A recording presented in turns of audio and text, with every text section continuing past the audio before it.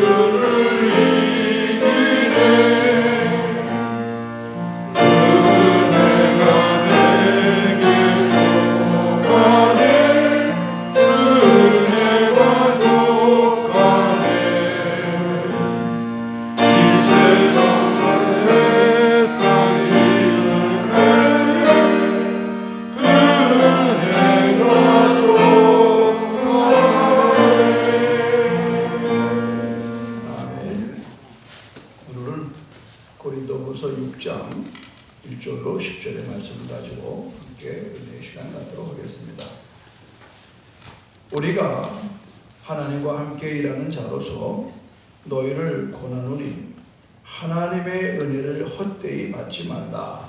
이르시되 내가 은혜 베풀 때 너에게 듣고 구원의 날에 너를 도왔다 하셨느니 보라 지금은 은혜 받을 만한 때요 보라 지금은 구원의 날이로다.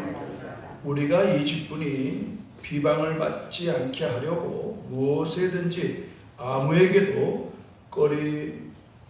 꺼리끼지 않게 하고 오직 모든 일에 하나님의 일꾼으로 자천하여 많이 견디는 것과 환난과 눈빛과 고난과 매맞음과 갇힘과 난동과 수고로움과 자지 못함과 먹지 못함 가운데서도 깨끗함과 지식과 오래 참음과 자비함과 성령의 감화 거짓없는 사랑과 진리의 말씀과 하나님의 능력으로 의의 무기를 좌우에 가지고 영광과 욕됨으로 그러했으며 악한 이름과 아름다운 이름으로 그러했느니라. 우리는 속이는 자 같으나 참되고 무명한 자 같으나 유명한 자요 죽은 자 같으나 보라 우리가 살아있고 징계를 받는 자 같으나 죽임을 당하지 아니하고 근심하는 자 같으나 항상 기뻐하고 가난한 자 같으나 많은 사람을 부유하게 하고 아무것도 없는 자 같으나 모든 것을 가진 자로다.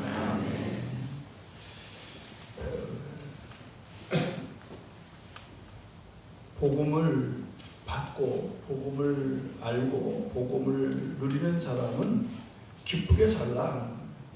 오늘 10절에 보니까 근심하는 자 같으나 항상 기뻐하고 가난한 자 같으나 많은 사람을 부유하게 하고 아무것도 없는 자 같으나 모든 것을 가진 자로다. 우리 그리스도인들이 은혜 받은 사람은 어떤 삶을 살아야 되느냐? 제가 늘 부탁드리는 게 뭐냐면 사실보다 더 중요한 태도입니다. 우리는 어떤 상황에 있어서의 그런 사실 앞에 왕왕대는데 거기서 조금 이렇게 머물면서 이 상황이 어떻게 시작이 됐는가를 좀 뒤돌아보면은 조금 우리가 반응이 좀 달라요. 그래서 그거를 이제 우리가 자극과 반응이라고 그러거든요. 우리가 신앙생활 애써 평생 하다가 한순간에 무너지는 게 뭐냐면 자기가 원하는 상황이 안 될 때에 느닷없이 그냥 그 안에 모든 걸 쏟아내야 되는, 결국은 그로 인해서 우리의 마음이 굉장히 힘들어지는. 제가 목회하면서 가장 조심스러운 게 이겁니다. 오늘 바울은 뭐냐면 하나님의 은혜를 헛되이 받지 말라. 이 말은 뭐예요? 은혜 받아놓고 우리 그런 말 있죠. 죽 써서 누구 준다? 개 준다. 틀린 말이 아니에요. 기껏 죽 써가지고 개를 줘요. 개를. 죽을 쓸 때는요 아픈 사람을 위해 쓰는 겁니다. 집에서 죽을 쓸 때는 누군가 아픈 거예요. 곡기가 안 넘어가는 사람 죽 써주는 거예요. 근데 죽을 써서 개를 줘요. 방향이 잘못된 거죠. 그래서 바울은 우리에게 뭘 부탁하는가 하면 복음의 은혜를 바로 알아라. 복음의 은혜를 바로 알아라. 자, 2절을 보십시오. 이르시되 내가 은혜 베풀 때에 너에게 듣고 구원의 날에 너를 도왔다 하였으니 보라 지금은 은혜 받을 만한 때요 보라 지금은 구원의 날. 그냥 날마다 우리는 은혜 받는 겁니다. 할렐루야. 은혜 받는 거예요. 이유가 없어요. 오늘 왜 나왔어요? 은혜 받기 위해서 안 많이 갔어요. 근데 이제 우리가 은혜에 대해서 좀 조심스러운 게 있는 게 뭐냐면 오늘 목사님 설교가 나를 감동했어. 그냥 내 마음이 그 말씀을 듣고 막 그냥 기뻐서 어쩔 줄 몰라. 그것도 있어요. 그런데 그런 은혜는 오래 못 가요. 은혜는 두 종류로 나타나요. 그 은혜를 갖기 위해서 내가 애씀이 있어야 돼요. 은혜를 받았어. 갚아야 얼마나 갚겠어요. 그러나 내가 이 은혜를 받고 살았구나. 내가 갚아야 되겠구나. 제가 저의 인생에 있어서 17살을 자꾸 얘기하는 건 뭐냐면 그 17살 때 4학년을 통해서 복음을 듣게 됐어요. 복음의 은혜를 듣게 됐어요.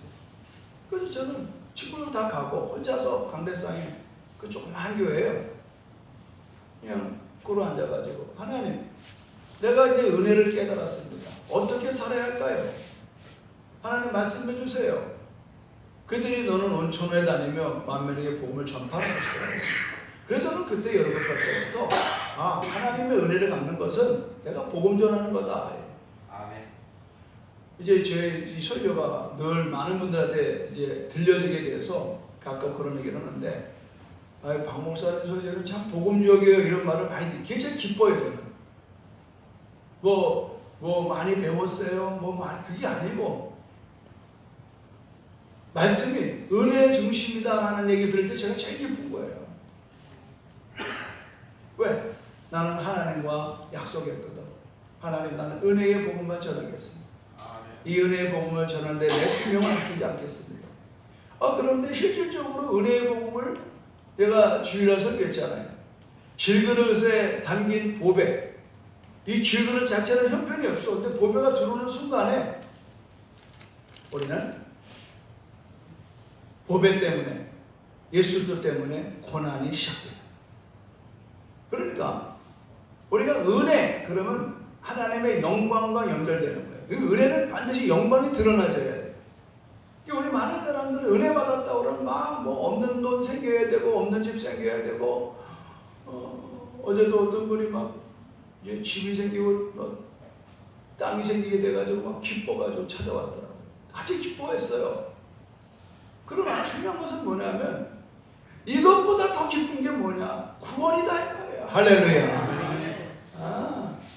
이것보다 더 기쁜, 이건 어쩌다 생기는 거잖아요. 일생에 한 번, 두 번, 집 한 번 얻을까 말까 하잖아요. 그러나 우리는 날마다 내가 은혜 베풀 때에 너희에게 듣고 구원의 날에 너를 도왔다 하였으니 보라, 지금은 은혜에 받을 만한 때요. 지금은 은혜, 구원의 날이다 하는 거예요. 그러니까 우리가 은혜는 뭐냐? 날마다 내 구원에 기뻐하고 감사하고 찬양하는. 이쯤 되면요, 어떤 환난이 와도 시련이 와도 흔들리지 않습니다. 그래서 바울은 이어서 얘기를 합니다. 3절. 우리가 이 직분이 비방을 받지 않게 하려고 아무에게든지 무엇이든지 아무에게도 거리낌 없게 하고. 거리낌 없다는 거. 거리낌이 왜 없겠어요? 그러나 할 수 있는 한 내가 이 직분, 내가 이 복음을 전하는 자로서의 삶 속에서 비방을 받지 않게 하려고 노력했다는 겁니다. 여러분. 애썼다는 거예요. 왜 여러분 이 문제를 놓치고 있어요? 우리가 그리스도를 전하는 자가 되면서 조금 시련이 오고 환난이 오고 누가 뭐해하고 누가 무슨 말 할 때 왜 이렇게 시침들어 하십니까? 오늘 그 얘기의 해답을 들려고 제가 오늘 설교를 준비한 거예요. 보십시오. 4절. 오직 모든 일에 하나님의 일꾼으로 자처하여. 첫째, 다 같이 시작. 많이 견디는 것과 환난과 궁핍과 고난과 배맞음과 갇힘과 난동과 수고로움과 자지 못함과 먹지 못한 가운데서도 어떻게 했다는 거예요? 여러분, 지금 이게 복음을 전하는 자는 직분을 받고 나서, 은혜를 받고 나서 오는 건 뭐예요? 이런 종류의 시련과 환난과 박해와 배고픔과 오해와 매맞음과, 우리는 매커녕은 누가 내 말 한마디만 해봐 난리가 나네.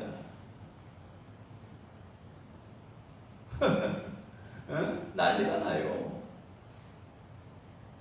우리 좀 껍데기 신앙 살지 마세요. 이제는 그렇게 살지 말자.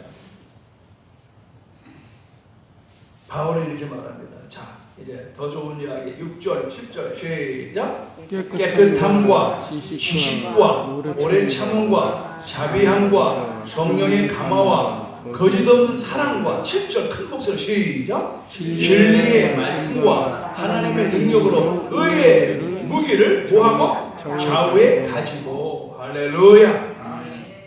하나님의 반민갑주를 가져라. 왜 우리가 아까 읽었던 그런 부분에 흔들리는 줄 아십니까? 내가 가진 게 없어서 그래. 사람은 가진 게 없으면요 비참해집니다. 왜 이렇게 힘들어요? 쓸 돈 없으니까 비참해지는 거예요. 쓸 돈 없으니까.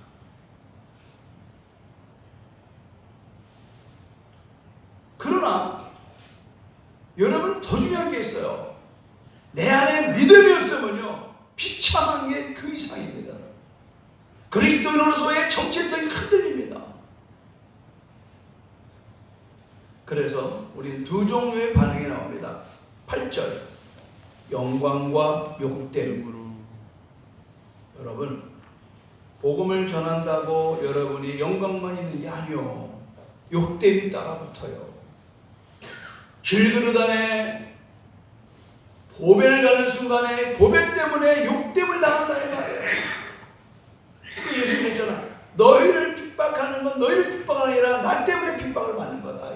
아멘입니까? 아멘. 핍박이 없는 신앙은요 죄송합니다. 열매가 없습니다. 영광이 없습니다. 환난과 핍박을 견딜 때에 하나의 영광이 있는 거예요. 아멘. 우리는 너무 지금 막 인스턴트 음식도 그냥 급히 만들어서 고생 안 하고 밥을 먹어요. 밥하는 것도 얼마나 뜸을 들이고 애를 쓰고요. 반찬 하나가 얼마나 애를 쓰냐. 그러니까 우리는 너무 인스턴트식이에요. 신앙도 인스턴트식이에요. 오늘 바울은 우리에게 첫 번째로 얘기하는 게 뭐냐? 영광과 욕됨을 얘기해요. 영광과 욕됨. 은혜는 하나님의 영광을 드러내야 되는데 거기에 따라오는 게 뭐냐? 욕됨이 있다는 거예요. 제가 60평생 신앙생활을 하면서 많이 경험해봐요. 지금도 경험하고 있습니다. 하나님의 영광이 있는 곳에 반드시 내 자신의 욕됨이 따라붙어요. 비방과 욕하는 것과. 그러니까 여러분이 오늘 이 부분을 정확하게 진단을 내리셔야 돼요. 두 번째, 악한 이름과 아름다운 이름이 그래요. 악한 이름과 아름다운 이름. 누구는 은혜 받았다고 아이고 목사님 참 할렐루야 우리 목사님 최고입니다 이런. 누군가는 말이죠 또 한 구탱이서 악한 이름으로 박명일이라고 하는 목사의 이름을 한 사람은 아름답게 부르는가 하면 한 사람은 악하게 부른다. 예를 드는 거에 내가 그렇다는 게 아니라 참 여러분 이름 될 수가 없으니까 항상 수반된다는 걸 아셔야 돼요. 다 들을 수는 없어. 제가 목회하면서 하는 그거예요. 다 들을 수는 없어. 예를 들어서요. 예가 아니라 실제입니다. 지금 우리 근간에 그 돈 다 어디다 썼냐? 헌금 다 있는 것도 어디다 썼냐? 다 설교 쓰고 다 전도로 다 썼어요. 이 교회를 유지하기 위해서 이 교회를 하나님의 영광스러움을 다 썼어요. 근데 이제 와가지고 그 돈 어딨냐? 그러니까 나도 할 말이 없더라. 정말 할 말이 없어요. 그래서 어제 이틀 동안 잠을 못 자면서 생각해봤어요. 계산을 다 해봤어요. 은행에 가서 돈 다 뒤져봤습니다. 입금된 거 나간 거 다 뒤져봤어요. 결론이 나왔어요. 다 어디 갔냐? 땅 산 거예요. 집 산 거예요. 그러니까는 우리가 아무것도 없는 가운데 셔서 여러분이 엄청난 헌금을 했더라고. 엄청난 헌금. 그런데 그런 부분들에 있어서 우리가 다만 건축원금으로 된 부분은 건축원금으로 모아서 계속 쌓아놔서 물론 갚았어야 돼요. 그런데 항상 우리 교회가 일을 많이 하다 보니까 1년에 5천만 원씩 적자입니다. 여러분들이 헌금 가지고 감당이 안 돼요. 그 간단해요. 규모를 줄이면 됐던 거예요. 근데 제 생각에는 그거는 언제나 나중에 된다. 그러니까 이 교회가 교회답게 가기 위해서는 이렇게 가야 된다라고 하는 그러니까 선투자 이렇게 된 거예요 사실은. 근데 이제 와서 저도 이제 얼마 안 남았고 또 내 때에 이걸 해결하지 않으면 누가 하겠냐. 솔직한 얘기예요. 누가 와서 이걸 감당하겠냐. 세상 말로 내가 저지른 건 내가 갚아야 될 거 아니에요. 그래서 기도하는 가운데 감동이 돼서 바로 23일의 기적 오늘입니다. 오늘 우리는 300구자를 하나님 앞에 기도해 왔어요. 그런데 어제까지 얼마냐? 132구자가 들어왔어요. 132구자. 그러면 포기될 수 있느냐? 아니요. 될 때까지 가는 거죠. 그래서 우리가 이런 일에 있어서 항상 우리의 마음 가운데에 결단할 건 뭐냐? 어떠한 상황이 될지라도 우리가 흔들려서는 안 된다. 그 얘기를 내가 오늘 본문을 통해서 말씀을 드리는 거예요. 그래서 우리는 속이는 자 같으나 참되고 속이는 자 같으나 참되고 여러분 결코 속았다고 생각하면 안 됩니다. 여러분의 헌금이 어디 올라가 있습니까? 하늘에 가 있습니다. 그 헌금이 오늘 이 교회를 여러분 32년 동안 견뎌오게 한 겁니다. 우리는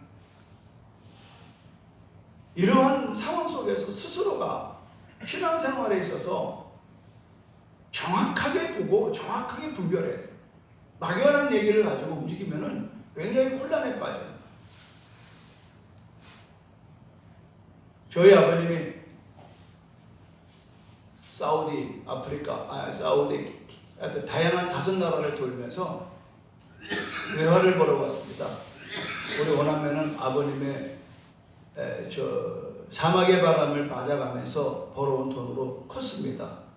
먹고 자고 학교 다녔습니다.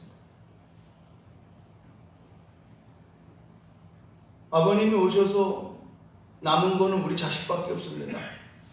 집도 절도 없습니다. 그때 아버님의 결단은 결코 우리 어머니에게 돈 다 어디다 썼어 소리 하지 않았습니다. 왜? 우리가 그동안 컸습니다. 그리고 다시 시작했습니다. 근데 그 당시 때에 많은 분들이 이혼했습니다. 부인들이 그 돈 가지고 제대로 활용이 안 돼서 많은 가정들이 파탄이 났습니다.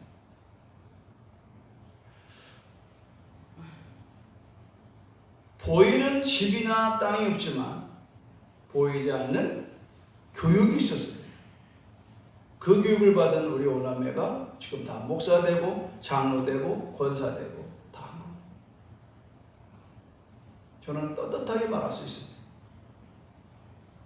우리는 우리가 어느 관점에서 보느냐가 굉장히 중요해요.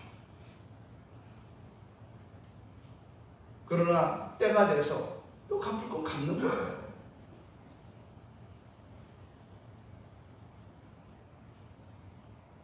지금 우리가 6억 7천 정도 빚인데 8천인가 뭐 빚이랄 것도 없죠. 투자죠. 저 뒤에 있는 땅 살 때에 여러분이 헌금한 게 2억 정도가 되고 교회에서 대출받은 게 1억입니다. 3억입니다. 소나무밭 살 때에 1억을 대출받아서 소나무밭 1000평을 샀습니다. 그러면 어떻게 되나요? 우리가 땅 3000평 사느냐고 4억을 빌렸습니다. 그러니까 우리들이 생각할 때 재산이 증식돼, 교회 재산이 제 거 아닙니다. 교회에 증식되는 거예요. 그리고 또 정말 우리 교회에서 정말 우리 이 조그만 교회 감당할 수 없는 벅찬 일을 많이 했잖아요. 그게 제 일입니까? 하나님 일입니다. 근데 이제 와서 결론은 그게 아닌 것을 제가 보고 굉장히 섭섭했습니다. 제가 그냥 기도했습니다. 하나님, 왜 이런 일이 날까요? 오늘 일부러 이 성경을 찾은 것도 아니잖아요. 오늘 바로 3월 16일 오늘의 본문이 오늘 저에게 위로가 되는 거예요. 보십시오.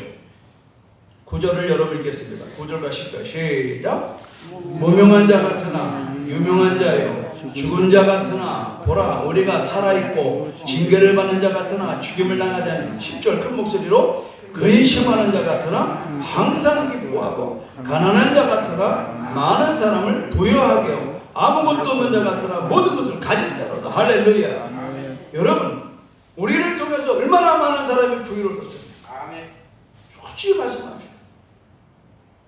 우리를 통해서 얼마나 많은 선교단체나 선교사나 또 여러분 제주도에 예수를 믿을 수 없는 형편의 사람들이 예수 무더기에 와 앉아있지 않습니까? 우리는 오늘 성경을 한번 깊이 있게 봐야 됩니다. 바울도 복음을 전하면서 수많은 장애물 앞에서도 그는 늘 오늘 열거한 게 뭐냐? 어떤 태도로 내가 이 복음을 견뎌왔는가를 얘기하는 겁니다. 다시 말씀드리면 그리스도인에게 있어서 기쁨이란 환경을 초월하는 기쁨을 말합니다. 자칫 잘못하면 우리가 이번 일로 인해서 아유 목사님 뭐 약속대로 300 안 들어왔네요. 300명 안 찼네요. 반도 안 찼네요. 어떻게 하실 겁니까? 기도해야죠. 어떻게? 채워지도록. 할렐루야. 정말 우리로서는 또 한 번의 모험입니다. 이 교회를 칠 때 일주일 만에 1억을 헌금할 때의 기적이 또 한 번 나타나야 됩니다. 여러분 오해하지 마세요. 여러분의 주머니로는 감당 못합니다. 저는 죄송합니다만 저희 교회를 끌고 올 때에 우리의 형편을 가지고는 할 수가 없습니다. 우리 형편을 봐가지고는 아무것도 못합니다. 그러나 하나님 하시시더라고요. 왜? 하나님은 부여하신 거예요. 그래서 이렇게 꾸려왔던 겁니다. 오늘도 여전히 우리는 생각해야 됩니다. 그리스도 안에서의 누리는 진정한 행복은 반직관적이라고 하는 거예요. 그래서 그리스도 안에서 누리는 행복은 우리가 세상적으로 얻고자 하는 화려한 평판이나 성공적인 경력이나 명성이나 업적으로 얻는 영광과 성공과 안락한 삶과는 거리가 멀어야 된다는 겁니다. 우리는 자꾸 이런 거를 바라보고 좀 이렇게 올라가려고 그러지만 거기에서 걸려놓는 거예요. 흔들리는 겁니다. 우리는 감정적으로 물질적인 것들에 의존하는 존재가 아니라 하나님의 사랑의 관건으로 오늘 우리의 존재가 있기를 주님의 이름으로 축원합니다.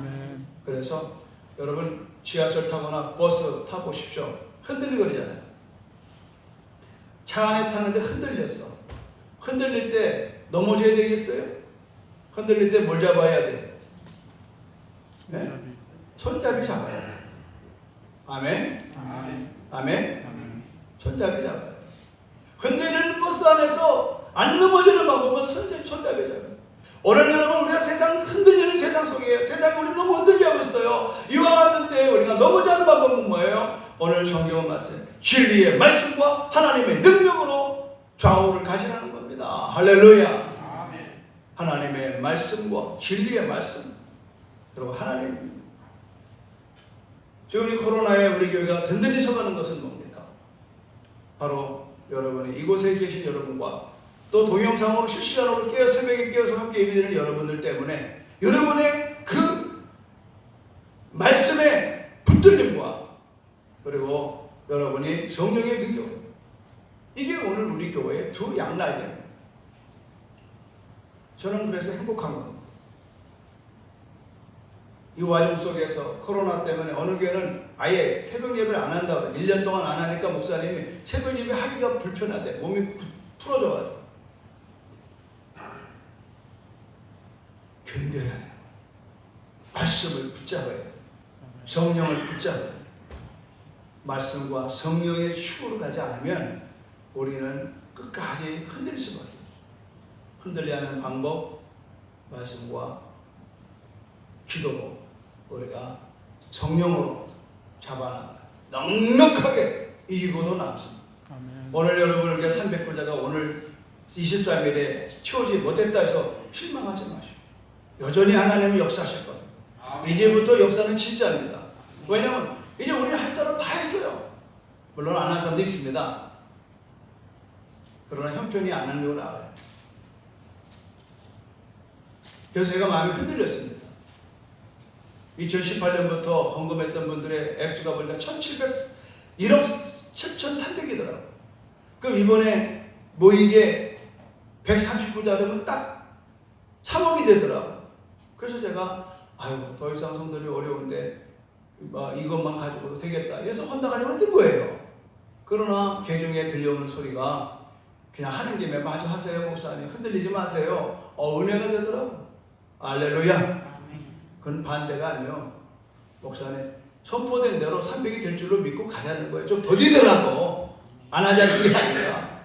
그러니까 오늘부터 좀 진짜 기도해야 돼요. 그리고 한 가지 제가 시간이 갔지만 좀 말씀 싶은 게 말하는 김에 제가 성경을 잘못 봤습니다. 제가 사과드립니다. 공식적으로.